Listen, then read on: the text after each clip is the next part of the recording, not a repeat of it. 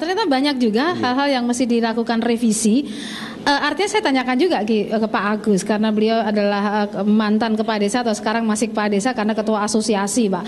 Ini persoalan-persoalan yang disampaikan oleh Pak Wal ini kira-kira mengakibatkan kerugian konstitusional tidak nih bagi kepala-kepala desa dan perangkat-perangkatnya? Karena begini, begitu ada kerugian konstitusional dari undang-undang yang sudah diluncurkan, maka memang wadahnya jelas, kita ke Mahkamah Konstitusi untuk lakukan uji material.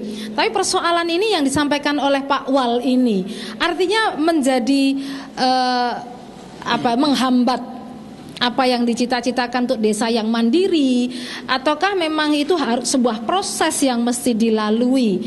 Artinya lebih suka yang ini sajalah dibandingkan yang dulu, atau yang ini tapi dengan catatan, kan begitu? Monggo. Oke, terima kasih. Jadi prinsipnya bahwa undang-undang desa hilir ini undang-undang desa yang sangat bagus. Hanya saja khususnya di PP-nya yang kita perlu sikapi, sehingga banyak, khususnya kalau kemarin kita tadi malam saya baru pulang dari Jakarta, ngeruduk ke Depdagri se-Jawa, kaitannya juga memperjuangkan apa yang menjadi aspirasi teman-teman, dampak daripada yang tidak diperkirakan.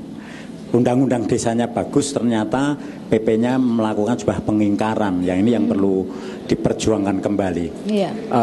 Intinya sebenarnya bagaimana kita memperjuangkan kesejahteraan masyarakat desa secara keseluruhan, baik kesejahteraan masyarakatnya, kepala desa maupun perangkat desa. Namun ujung-ujungnya justru banyak nanti kepala desa dan perangkat desa ini dirugikan dengan adanya PP. Soal pemilihan kepala desanya dengan mekanisme yang disampaikan oleh Pak Waluyo ini, kira-kira secara empirik, katakanlah di lingkungan Bapak, kira-kira akan setuju, sepakat, atau mengatakan bahwa ini kayak limitasi tadi ya, dilimitasi antara 2, 3 sampai 5. Padahal dulu dimungkinkan akan bersaing dengan kotak kosong begitu. Ini kira-kira seperti apa? Jadi gini, pada prinsipnya sebenarnya pilkades yang kemarin itu sudah cukup bagus, cukup demokratis.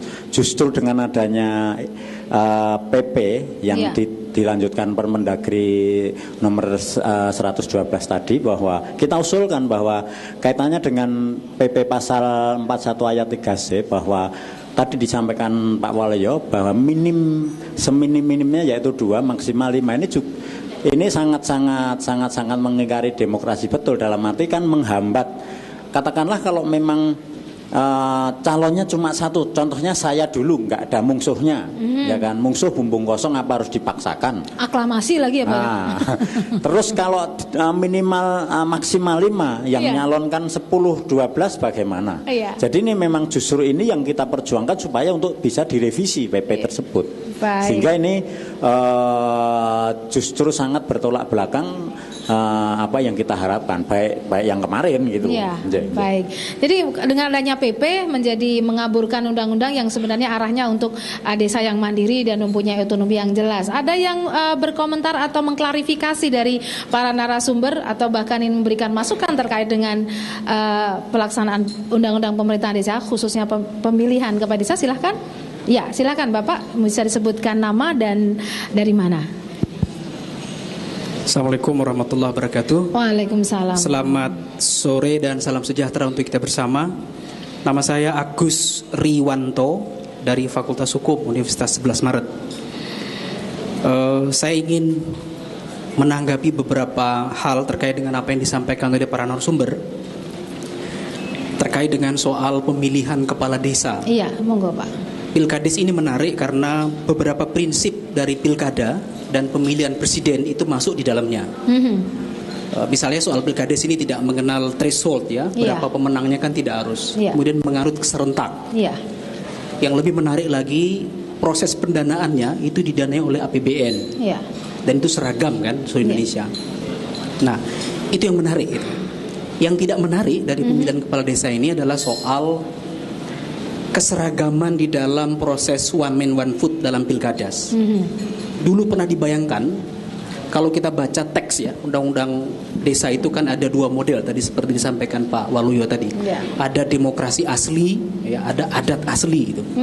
Di beberapa desa itu sebetulnya tidak selalu ada one man one vote ya dalam pemilihan kepala desa. Dulu pernah dipikirkan supaya pemilihan kepala desa itu tidak sama di Indonesia. Ada daerah tertentu yang tidak harus pilihan langsung, ada daerah yang lain harus pilihan langsung gitu. Nah, ini juga dalam rangka untuk tadi mempertajam makna demokrasi asli, adat asli itu.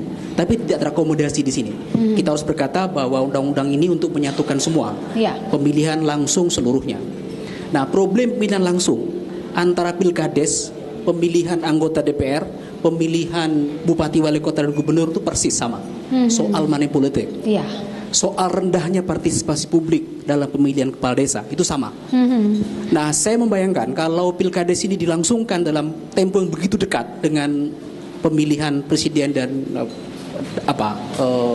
pilkada dalam waktu dekat itu akan menjadi soal kejenuhan.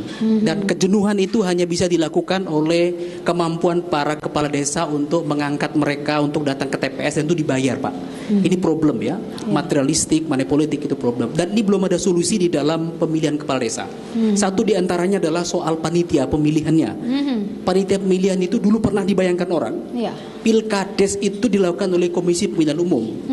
Jadi pada saat melakukan revisi Undang-Undang Nomor 15 tahun 2011 tentang penyelenggara pemilu, itu KPU itu diberi tugas tambahan memilih kepala desa supaya lebih independen, sama dan kuat. Karena selama ini kan KPU itu hanya menyelenggarakan pemilihan yang bersifat nasional. Salah satunya adalah DPR, presiden dan kepala daerah. Kepala daerah pun sebetulnya pinjaman gitu. Itu tidak dilakukan. Nah, pada soal pengawasan juga begitu. Pengawasan pilkades itu tidak cukup jelas ya. Oleh karena itu sesungguhnya problem yang akan dibawa dalam pemilihan kepala daerah, bupati, wali kota, gubernur, presiden dan DPR itu akan dibawa ke pilihan kepala desa. Ini problem. Nah, saya meminta solusi para akademisi soal itu.